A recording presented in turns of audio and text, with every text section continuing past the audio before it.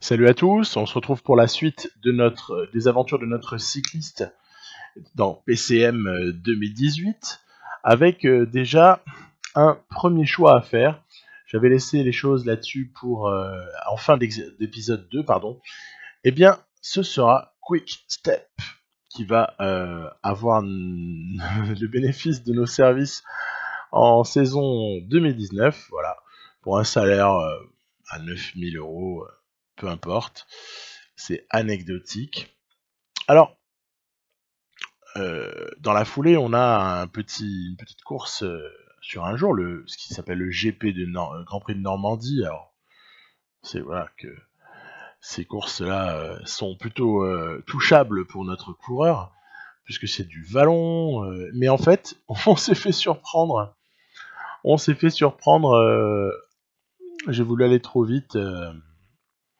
Je voulais aller trop vite et on nous demandait un top 10 et je me voyais beau et en fait on s'est fait surprendre sur l'attaque de certains candidats à la victoire et du coup là on cravache sur la fin pour essayer de tout donner pour gratter la 10e place afin de réaliser l'objectif du directeur sportif et donc de ramasser des points d'expérience. Bon, alors cette petite expérience mise à part, mais maintenant, évidemment, on a le droit de toucher aux courses hors catégorie, et donc on ne se gêne pas. On va tout de suite sur la route de Burgos. Et en cette première étape, on nous demande carrément quand même une place dans les 20. En fait, on est leader de notre équipe sur cette course, quoi. C'est super marrant.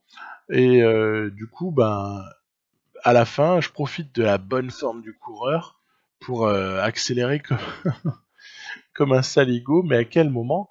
Vous voyez que l'arrivée, elle est légère, elle est en faux plat montant, donc on garde de la barre surtout, on garde de la barre pour pouvoir envoyer un petit peu en bon puncher qu'on est au moment où il le faut, et hop, ça y est, on va produire notre effort maintenant. On va produire notre effort. Ah là là, oui, oui, oui. Ça va être tendax, ça va être tendax. Et non, on la chope. On la chope celle-là. Et une victoire de plus pour Bibi. Ça fait plaisir. Donc, écoutez, voilà. Hein. Maintenant, on est avec 2 victoires et non pas une victoire dans cette carrière. Ça fait super plaisir. Du coup, on se prend pas mal de points là. On a le bonheur de porter le maillot jaune. Dans l'étape d'après, l'appétit vient en mangeant. On se dit qu'on a, ça a beau être, classifié en plaine, il y a peut-être quelque chose à faire sur la toute fin. Vous voyez une légère bosse. Donc on va là encore essayer de s'accrocher pour peut-être gratter quelque chose ou au moins une place. Alors, vous voyez en, en suicidaire, je lance le sprint d'un peu trop loin. Là, je me suis quand même pris pour un autre. Et donc, forcément, bon, on est battu, hein, parce qu'il y a Elia Viviani, là, qui est largement meilleur que nous au sprint. Mais bon, on s'en fout. On est 6ème. C'est déjà pas mal. Là aussi, ça nous rapporte des points d'expérience. Et on va tout naturellement se diriger vers les résultats. Vous avez à l'écran des classements après la 3e étape, où j'ai juste essayé de marquer quelques points sur le maillot vert, sur le maillot à pois. Et en fait, on va être dans ce mode-là jusqu'à la fin du Tour de Burgos, puisque les étapes 3 et 5 sont classées montagne, alors que l'étape 4 était classée en plaine. Donc rien exactement pour nous. Donc vous voyez, je m'échappe et je marque des points. Voilà. Mon seul objectif, c'est d'essayer d'obtenir à l'issue de cette épreuve soit le maillot vert, soit le maillot à pois. Pourquoi cela? Pas par fantaisie, mais pour une raison bien précise, c'est que ça n'est pas très clairement exprimé, mais pour avoir accès aux courses de niveau 3 dans le mode pro cycliste. Ils disent remporter une course HC hors catégorie ou bien un maillot distinctif lors d'une course HC. Et bien qu'ayant gagné une victoire là sur Burgos, victoire d'étape et pas victoire tout court, je me méfie et donc je fais ce qu'il faut pour aller chercher le maillot à poids et même, ça c'est cadeau, le maillot vert aussi. Voilà, hein, comme ça on assure le coup. Et vous allez voir que ça, c'est pas grand chose en apparence, mais ça va nous débloquer totalement la suite, puisque nous donner accès, alors outre des points d'expérience appréciables, puisque maintenant on est à la moitié par rapport au niveau suivant, voilà, vous l'avez à l'écran, déblocage de l'accès à de très très nombreuses courses World Tour. Alors évidemment, celles qui subsistent, et auxquelles on n'a pas encore accès, c'est les énormes, les monuments, et les grands tours, quoi. Voilà, c'est bon. Après, du coup, j'adapte un peu et je change d'inscription. Notamment, je projette de participer à Montréal et Québec. Donc, je change un petit peu mes courbes en fonction de ça. Et puis, on va enchaîner. Voilà, à ce stade de la saison, je vous avoue que je trépigne d'impatience de passer à la suivante. Alors tant pis, je gagne un petit peu de temps.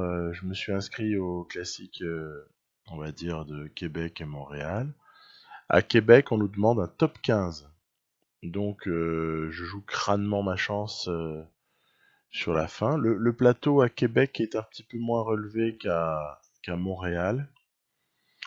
Même s'il y a de gros noms qui sont présents, on va s'en rendre compte dans pas longtemps.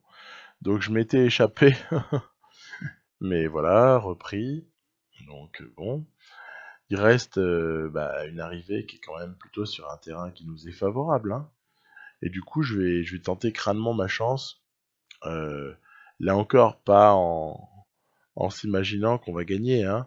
Mais bon, voilà, l'espoir de faire une place. Bon, on va bien voir. En plus, voilà, c'est un terrain vraiment sympa, là. Ça monte, on peut puncher. Mais il y a Alessandro Valverde, donc on va prendre sa roue. Là aussi, c'est peut-être un peu présomptueux parce que en prenant la roue de Valverde, on peut vraiment se cramer beaucoup plus rapidement qu'en prenant la roue d'un autre coureur. Voilà, bon, ça va être une victoire de Philippe Gilbert. Et on va arriver à gratter une 10e place. Et ça déjà, ça suffit à notre bonheur. Parce que ça nous apporte un surcroît de points d'expérience par rapport à ce que j'aurais espéré. C'est génial. Donc il ne reste plus que en gros un quart des points d'expérience du niveau, c'est-à-dire environ une centaine de points, pour passer au niveau 15. Donc allez, on part à Montréal. Là, l'objectif n'est pas le même, c'est de rouler 30 km en tête de groupe. Voilà. Alors une fois que je me suis acquitté de mon travail, j'essaie quand même de jouer pour une place, hein. On va quand même pas se priver.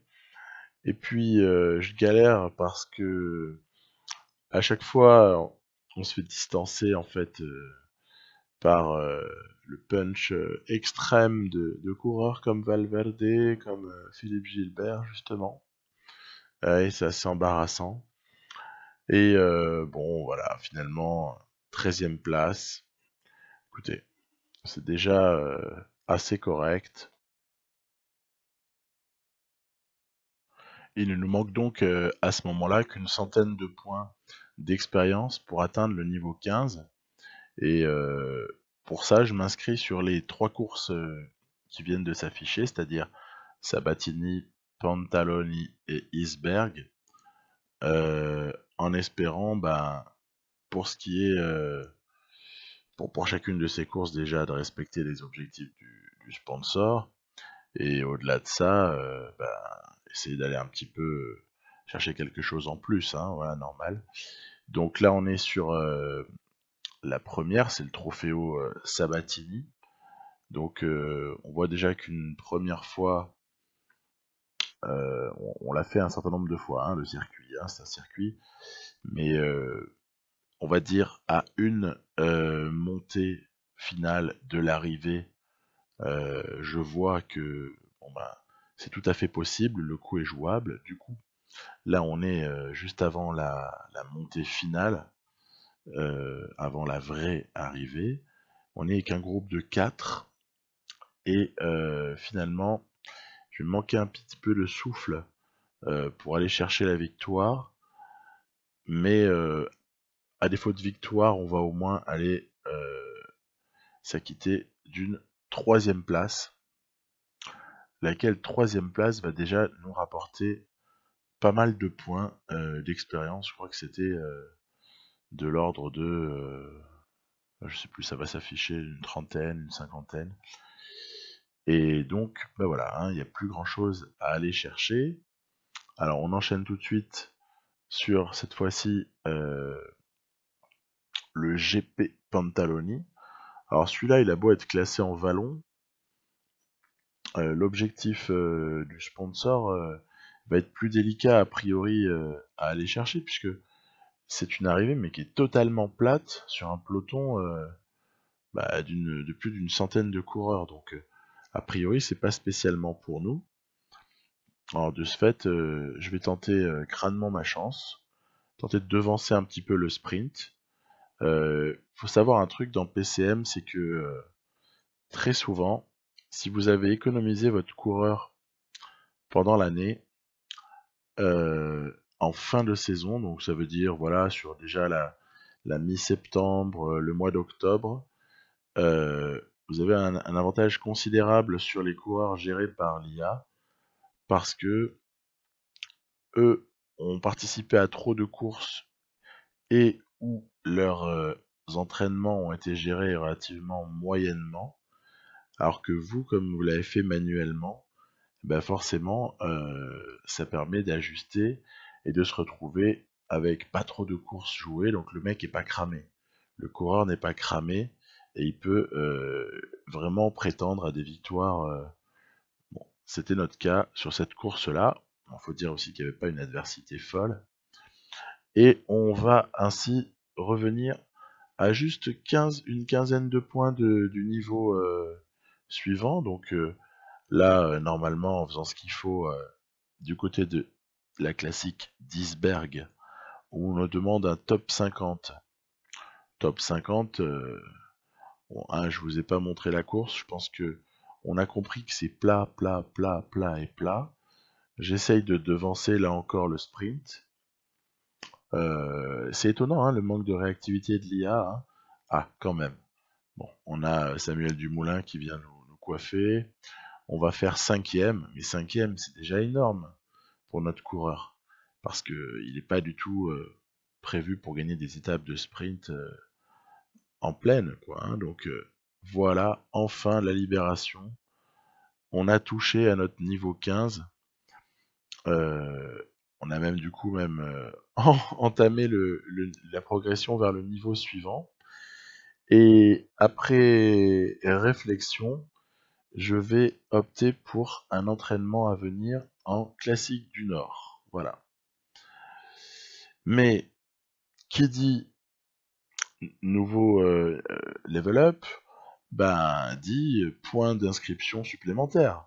Donc je croyais que la saison était terminée, mais en fait du coup je sélectionne 3 courses qui peut-être pourraient nous rapporter encore de l'expérience. Voilà, c'était 3 courses que j'avais envie de jouer.